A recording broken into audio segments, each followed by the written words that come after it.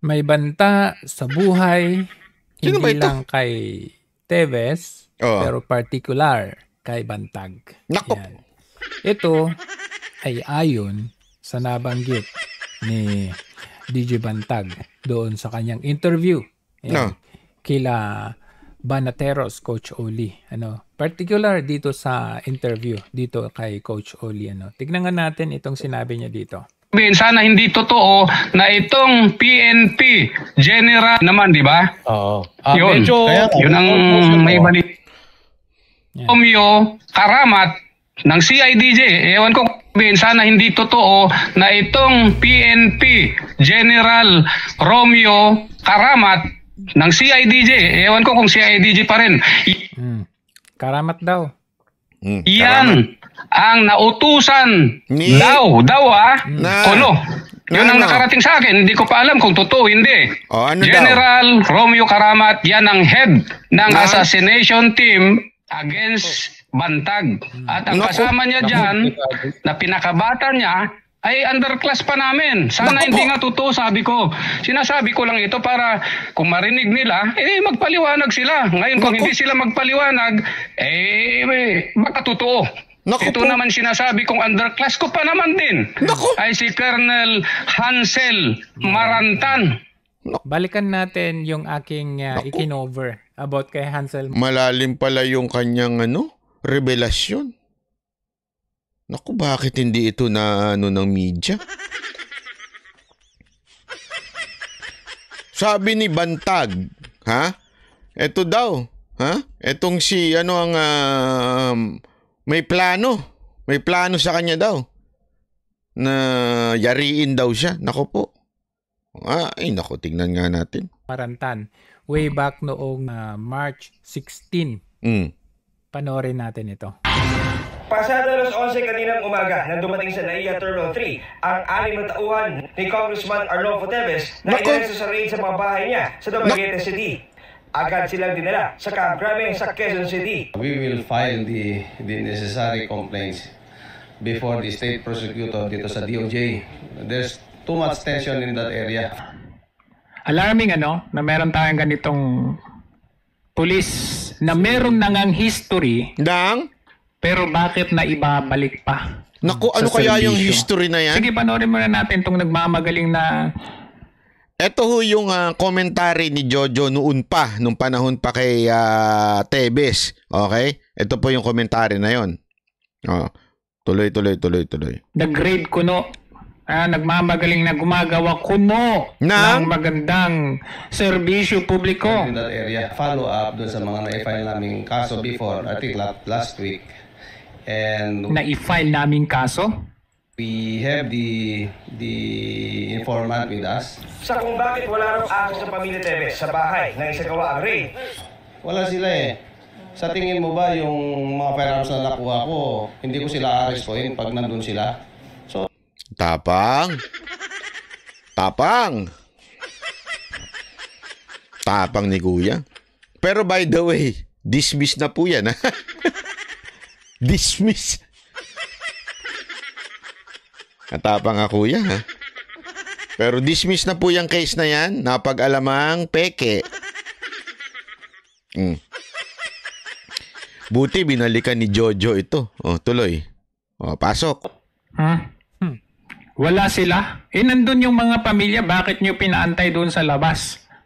1 hour. May pumasok mo ng clearing team kuno.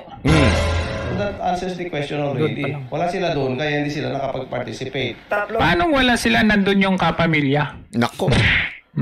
Hansel. Yun pala naman eh. Nung nag-raid daw, nasa labas yung pamilya. Naku po. Tapos biglang nagkaroon ng mga magic dun sa loob. At kaya naman, na-dismiss yung case. Di ba, dismiss yung case na yan eh. Ibig sabihin, alam na natin anong nangyari at saan galing yung mga natagpuan dun. Ito ho'y base sa ebidensya ha.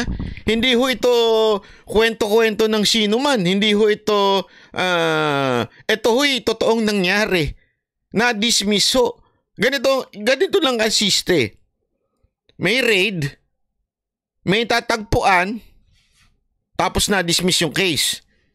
Ibig sabihin, peke yung mga natagpuan. O anong ibig sabihin nun?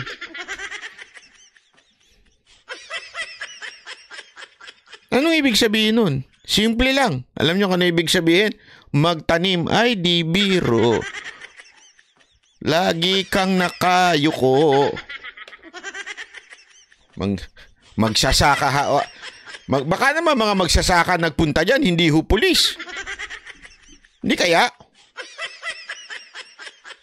Baka magsasaka ho yan. Hansel Marantan, Sa anime na rin isang huli dapper. taong Teves ang nagbigay ng pahayag sa GMA Integrated News. Hindi naman po kami bayolente. Okay.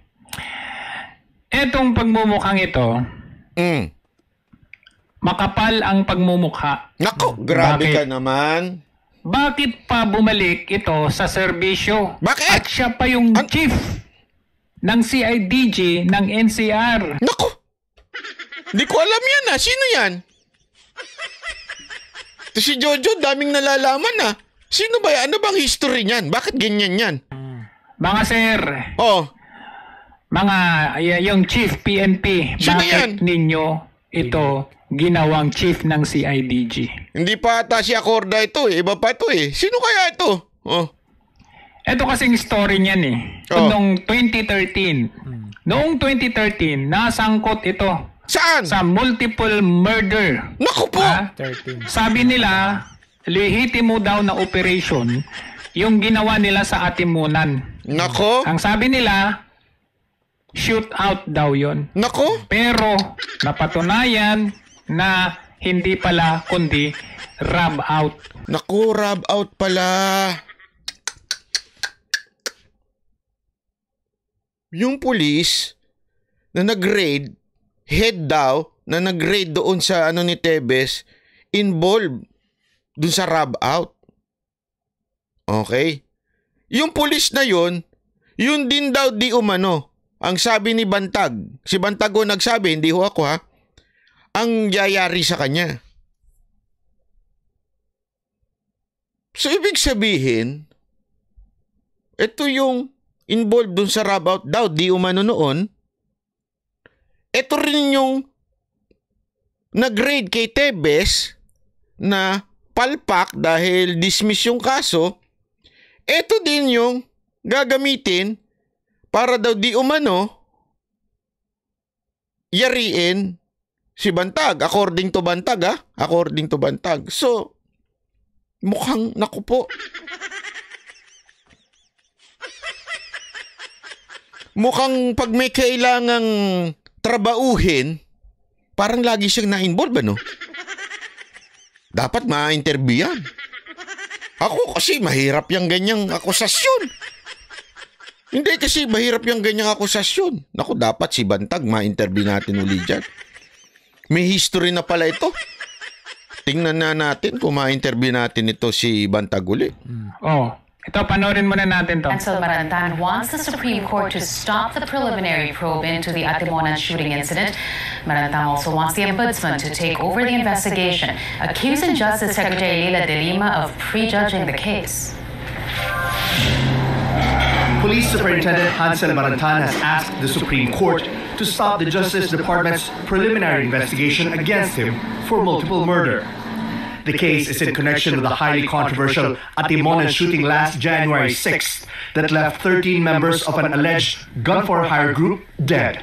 Okay, so medyo i-shortcut natin yung kwento, ano? Naku. Nasangkot itong si Hansel Marantan noong 2013, ha? Saan? Sa rub out. Naku po. Ang depensa kasi ni itong si Marantan, Ano? kasi siya yung leading team, di ba?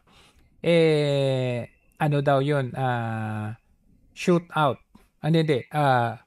Shoot out daw yun. Pero napatunayan ng korte na rub out. Ibig sabihin, sila yung dumali doon. Kasi kung shoot out, ibig sabihin lumaban yung sinasabi nilang hinuli nila. Hindi napatunayan ng korte na rub out. Ibig sabihin, sila ang bumira doon sa 13 katao.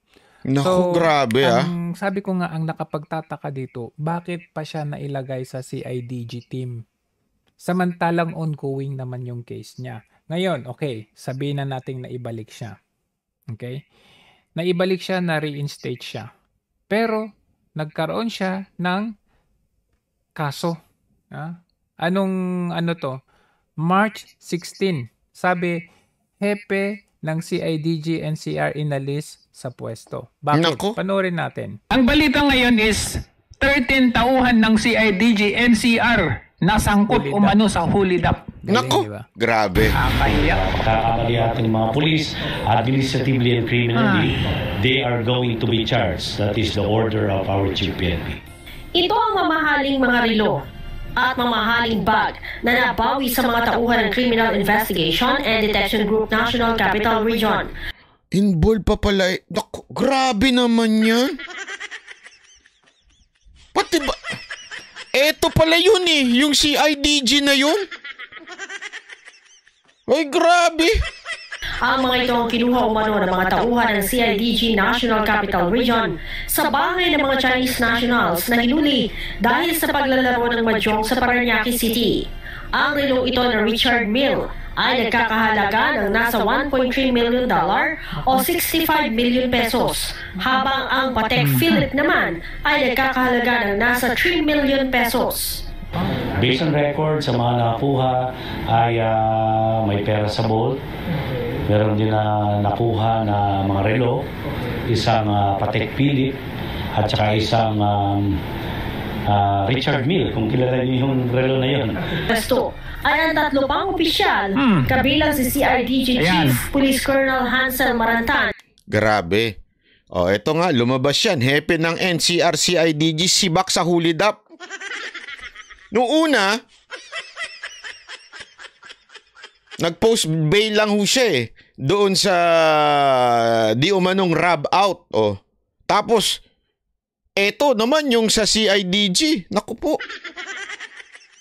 Pambihira, Pinitik di umano din yung mga relo. Ay, ang lupit naman yan. Grabe naman yan. Dahil sa command responsibility. But in fairness to Colonel Hansel Marantan, I just received anong in fairness? resignation being the regional chief of NCR Field Unit. Yan, si Karamat, boss ni Marantan. Maybe so as not to influence also the investigation. So, ano nangyari? Tignan nyo Diba? Inalis siya. Naku March po. 16, inalis siya. Sabi, inalis sa pwesto si Hansel Marantan dahil sa command responsibility. Ito ay kinumpirma ni Rodolfo Azurin. Ginawaan niya ang ng PNP. Si Chief Azurin pala yan nung panahon niya. Si CIDG, Director Police Brigadier Karamat, ang nasabing hakbang upang bigyang daan ang investigasyon sa kine-question raid sa Maynila kamakailan. Pero anong nangyari? Nung May 3, na-reinstate siya ng CIDG, na ibalik siya. 'Di ba? Bakit Naku ganun? po. Naibalik siya, bakit daw? Bakit? Ito daw ang dahilan. Marantan has been reinstated to his previous post as NCR Regional Chief CIDG effective May 1. The medaled Marantan won praises from senators and local politicians for his effective handling of cases of violence, the latest of which was the March 4 massacre of Negros Oriental Governor Ruel Digamo and 8 other people. Wow!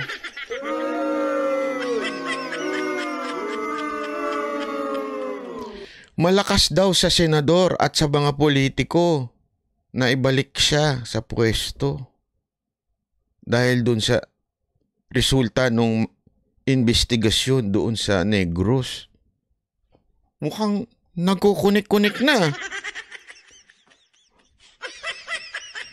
Yan kaya ay kanyang reward sa mga politiko? Naku naman. Pagkatas sumabit sa iba't ibang biglang naibalik? Grabe naman to si Bantag. Bakit grabe si Bantag? Bigla niya siniwalat ngayon na ibalik tuloy yung mga history nitong maman to. Naku po. Ito yung pinagpaggawa nila ng pag-raid doon sa bahay ni Kong Teves kung saan napakalata namang very illegal yung ginawa nila kasi nga 1 hour ahead of that raid ay sila yung pumasok doon, pinalabas nila yung mga tao. At kitang-kita naman doon sa CCTV, di ba? Grabe naman yung sinasabi nito ni Sart Singson, nabalik para utusan. Grabe naman. Utusan?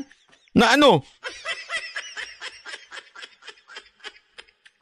Sabi naman itong isa, Nilin Tesla. Tesla. Di kaya yan ang hit and man... No, grabe naman kayo.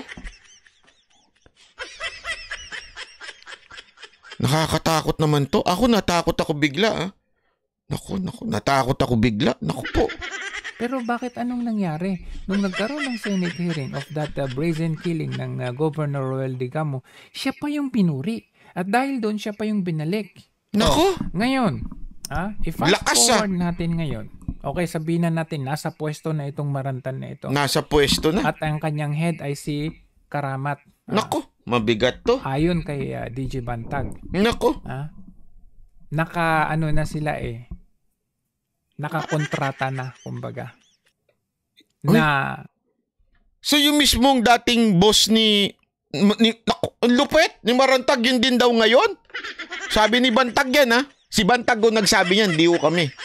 Hindi ko Banateros Brothers, lalo-lalo lang hindi ako kasi wala na ako niyan sa interview na yan. Sa part na yan, natay na po ako niyan Nagtatay po kasi ako niyan Biro lang po Wala ako dyan, Wala akong kinalaman dyan. Basta sinabi ni Bantag yan, na yan daw ang papayari sa kanya, di umano. Naku po, grabe. Mukhang meron talagang connection sa bawat isa yung mga nakaraan si Marantag. Ang gagawin nila kay Bantag kapag nakita nila, sabi nga nung isa dito, mukhang tama yung sinabi ni Teves noon na payayari siya. Galing pala ng intel nito ni Teves, sabi ni Safety and Security Blog. Tama talaga yung sabi ni Kong Teves na ayon sa intelligence niya na merong banta sa kanyang buhay. Ibig sabihin, may banta kay Bantag, may banta kay Teves, at iisa yung tinutukoy. Yung parang nagiging utusan ng mga politikong nakaupo ngayon.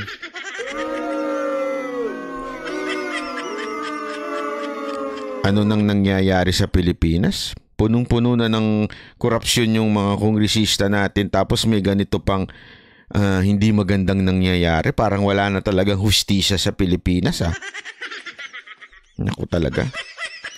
Parang ayoko ng Madam Virginia, parang ayoko na umuwi sa Pilipinas. Pwede bang makitulog na lang ako dyan sa mo?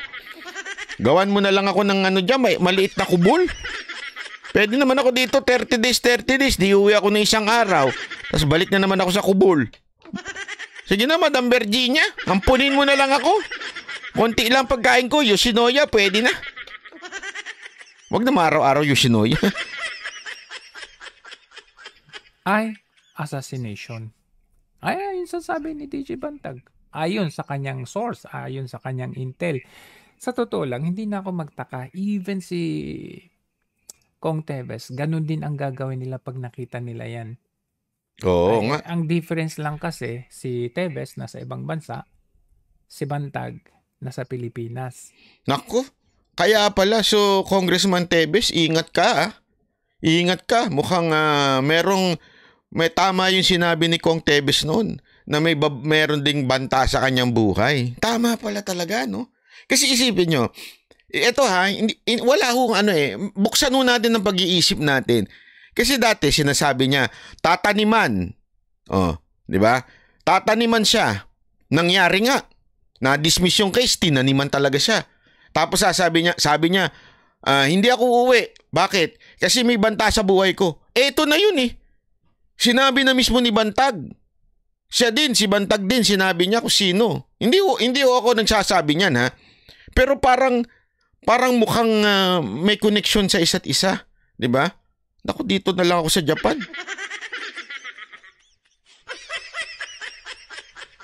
Delikado. Naku po. Magkano ba mag-rent ng apartment dito sa Japan? Madam Virginia, mag-rent na nga lang ako dito. Sa Jumerica by 6 months. Naku, pag dumati ako sa Jumerica. Boss Randel, are you there? Tingnan mo nga yung basement mo. Baka pwedeng sa basement na lang ako. Sige na. Kasi minsan may mga basement dyan sa Amerika eh. Diyan na lang ako. Pwede na ako dyan. Kaya lang, kaya ayoko kasi sa Japan, sa Amerika. Masyadong pakailamero yung Amerika. Parang laging gusto makigera eh. Baka mamaya mag-retaliate yung Russia at saka China, madamay pa. At least sa Japan, medyo relax-relax na yung mga Hapon. So, very obvious and plain and simple na ganun ang gagawin talaga nila. Bakit? Kasi nga, kay Bantag, nakita nyo naman, ano yung connection niya doon sa Lapid case. Ba't kaya bumubulong ito si ano?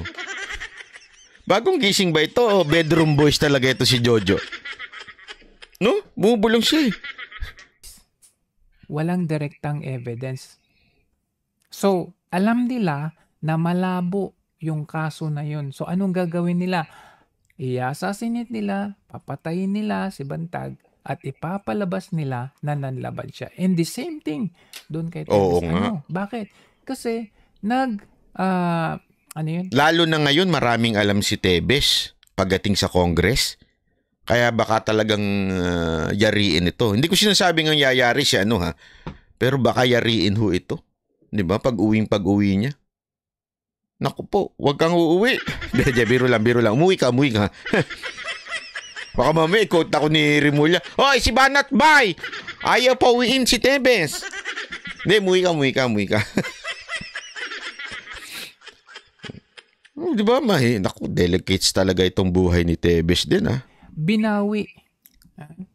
Nag-recant yung sinasabi nila na pinaka-main evidence nila laban kay Bantag doon sa nangyari kay Gob Roel Digamo. So, kay Tebes pala, nakikita nyo yung connection, nakikita ninyo yung pattern dito na ganun talaga ang gagawin nila. Gaya ng... Buti pa ito si Jojo, nasa Hong Kong. Lakas na loob mo, Jo, ah! Porkit nasa Hong Kong ka, ah? Paano naman kami mga Barateres Brothers? Nasa Pilipinas kami.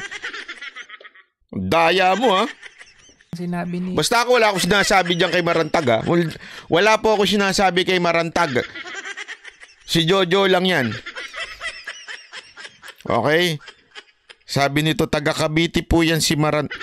Linawin ko po, CIDG Director Marantag, wala po ako sinasabi sa inyo, ha? Si Jojo lang po yun, piniplay ko lang to. At saka si Bantag lang po yung nagsasabi na meron kayong plano daw. Di umano, according kay Bantag, ha? Pero hindi ho ako, hindi si Coach Oli, hindi rin si Boss Dada. Huwag nyo kami isali, ha? Kami nananahimik.